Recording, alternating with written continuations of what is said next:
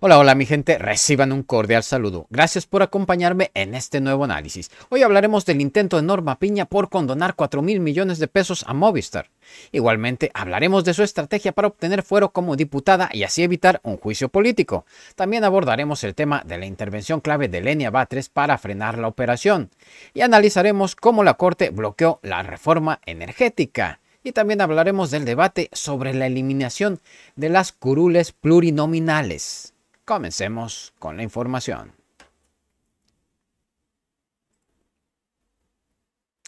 Resulta que el juicio político no es cualquier cosa, es un proceso que permite quitar del cargo a funcionarios públicos si se demuestra que hicieron algo grave. En este caso, Norma Piña podría perder su puesto si se confirman estas acusaciones.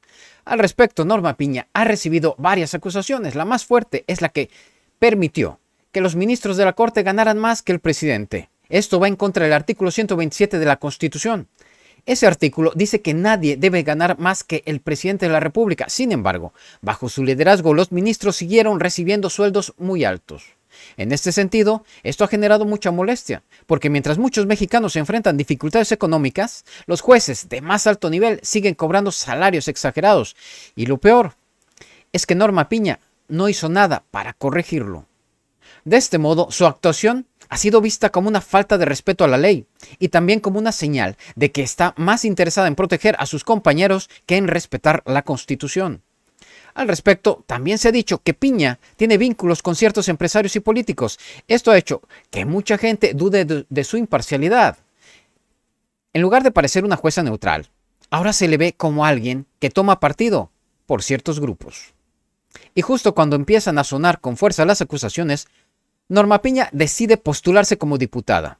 Como podemos ver, no es una coincidencia, lo hace en un momento en que su permanencia en la Corte está en duda.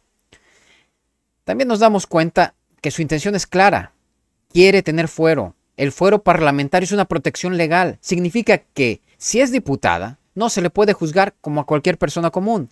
Necesitarían primero quitarle el fuero para poder llevarla a juicio. En este sentido, su postulación se ve como una forma de escapar de la justicia. Este tipo de protección se creó para defender a los legisladores cuando dicen cosas fuertes en el Congreso. Sin embargo, en muchos casos se ha usado para proteger a políticos acusados de cosas más serias. En este sentido, el caso de Piña no es la excepción. Además, quiere ser diputada por la vía plurinominal. ¿Qué significa esto? Que no necesita ganar votos, solo necesita que un partido la ponga en una lista y entre al Congreso por porcentaje. Como podemos ver, es una estrategia muy útil para entrar al poder sin pasar por las urnas. Y aquí entra otro tema importante, la reforma electoral que impulsa nuestra presidenta Claudia Sheinbaum. Esta reforma busca eliminar esas curules plurinominales, porque muchas veces se han usado para meter a personas que no fueron elegidas por el pueblo. En este contexto, Norma Piña quiere aprovechar antes de que cambien las reglas. De este modo, si logra entrar como diputada, podría quedar protegida del juicio político y no tendría que rendir cuentas por sus decisiones en la Corte. En este orden de ideas, la polémica crece, porque no se trata solo de una jueza que toma malas decisiones. Estamos hablando de una funcionaria que busca usar el poder político para protegerse. Y eso no es todo. También ha sido muy criticada por su papel en frenar la reforma energética. Esa reforma fue una de las más importantes del presidente López Obrador. Su objetivo era fortalecer a la Comisión Federal de Electricidad y evitar que las empresas privadas controlaran el mercado. Sin embargo, bajo el liderazgo de Piña, la Corte eliminó partes clave de esa reforma. Esto fue celebrado por empresas extranjeras, pero afectó directamente al pueblo, porque la reforma buscaba tener luz más barata para todos. Como podemos ver, al bloquear esa reforma, la Corte ayudó a las empresas grandes y no al pueblo.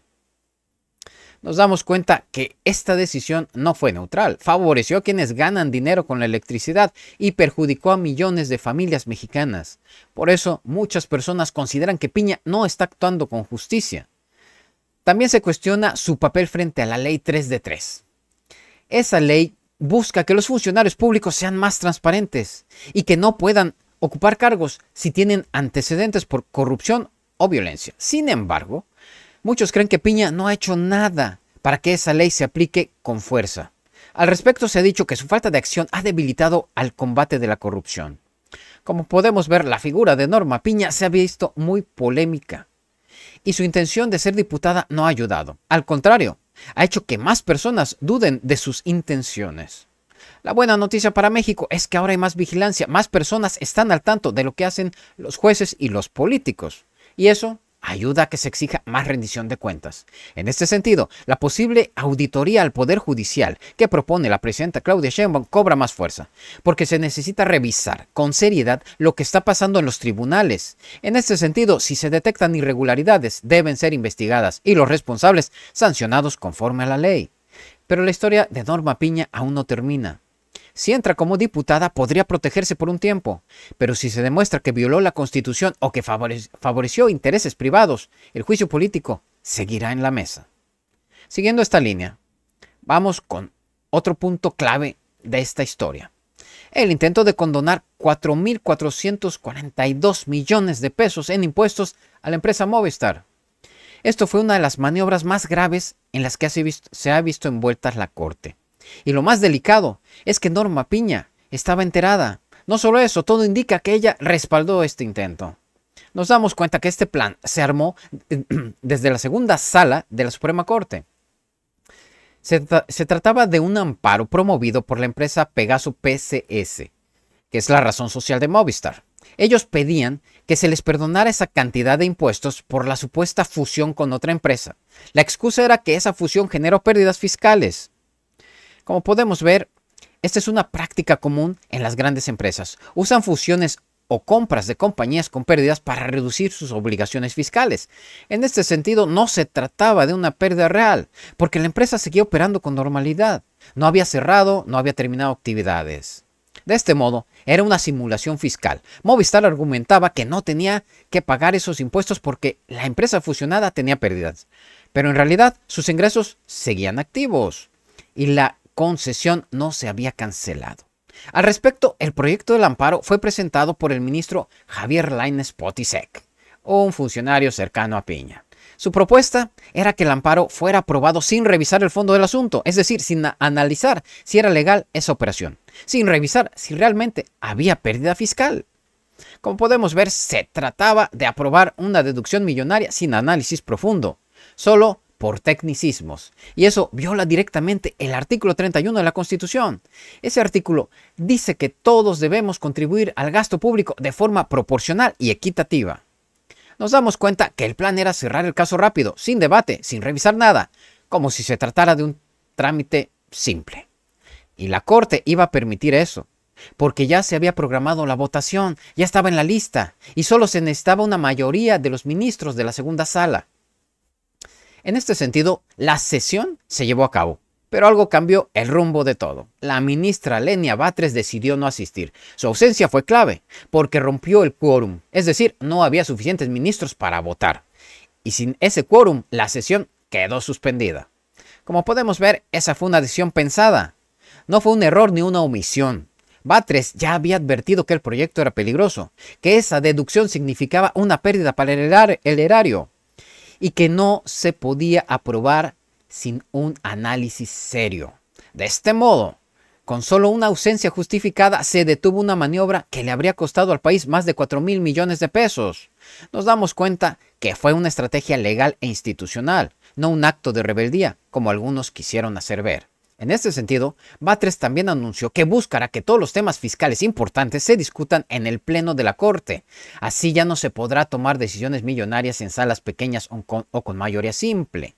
Como podemos ver, esta es una forma de frenar los abusos desde dentro del sistema. La buena noticia para México es que se ganó tiempo, porque ahora este caso se puede revisar con más detalle y es posible que pase al Pleno, donde haya más discusión, más control, más transparencia.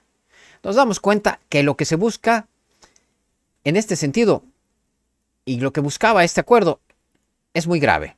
Se pretendía regalarle a una empresa extranjera más de 4.000 millones de pesos y hacerlo de forma silenciosa durante una sesión rutinaria, sin revisar la legalidad, sin avisar al público. Cabe decir que esta maniobra nos recuerda lo que ya hemos visto antes con expresidentes como Felipe Calderón, quien antes de dejar el poder ya tenía acuerdos con Iberdrola. Luego terminó trabajando con ellos. O como Ernesto Zedillo, que también facilitó reformas para empresas extranjeras y después se incorporó a sus consejos de administración. Como se puede ver, la historia se repite, ahora desde la corte. Se intentaba hacer algo parecido, y Norma Piña está involucrada, pues su nombre aparece en cada parte del proceso. Al respecto, también es preocupante que nadie del bloque conservador de la oposición haya dicho nada. Ni un solo legislador de ese sector ha pedido una investigación, ni una palabra, como si condonar impuestos a una transnacional fuera algo normal. Nos damos cuenta que la ciudadanía espera otra actitud de la Corte. Esperaba que se defendiera la ley, no que se protegieran intereses privados. Y esta operación de simulación fiscal demuestra que aún hay mucho por cambiar. Como se puede ver, lo que hizo Lenia Batres fue un parteaguas. Rompió el ritmo de las decisiones oscuras y mandó un mensaje claro. No todo se puede aprobar sin discusión, no todo se puede resolver entre pocos ministros. Además, la decisión de Batres se suma a las reformas que ya impulsó la 4T. Por ejemplo, ahora las sesiones ya no son semanales, se hacen cada 15 días. Esto da menos margen para que los ministros salientes aprueben resoluciones polémicas antes de irse. En este sentido, se protege el patrimonio nacional, se evita que salgan fallos de último minuto que solo benefician a unos pocos y se mantiene el control sobre las decisiones importantes. Es así que la sesión del miércoles se suspendió. Norma Piña fue notificada oficialmente de que no había quórum y la Corte tuvo que reagendar la votación para el 2 de julio. Esto permite que el caso sea revisado por más ministros y que se tomen decisiones con mayor responsabilidad. Nos damos cuenta que la maniobra para condonar los impuestos no era un hecho aislado, formaba parte de una estructura más grande, una forma de operar dentro del Poder Judicial para beneficiar a ciertos grupos. Eso, como podemos ver, en este caso, también se deja como evidencia el por qué es tan importante auditar al Poder Judicial, por qué no se puede permitir que estas prácticas sigan ocurriendo y por qué se necesita saber quién está tomando decisiones y por qué las está tomando.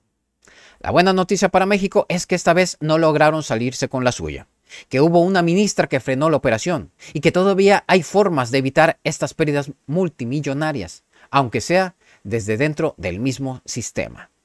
Y al final, esto también nos recuerda algo más, que el Poder Judicial necesita una transformación, que los ministros deben de rendir cuentas, que las decisiones deben ser públicas y que la justicia debe estar al servicio del pueblo, no de las grandes empresas.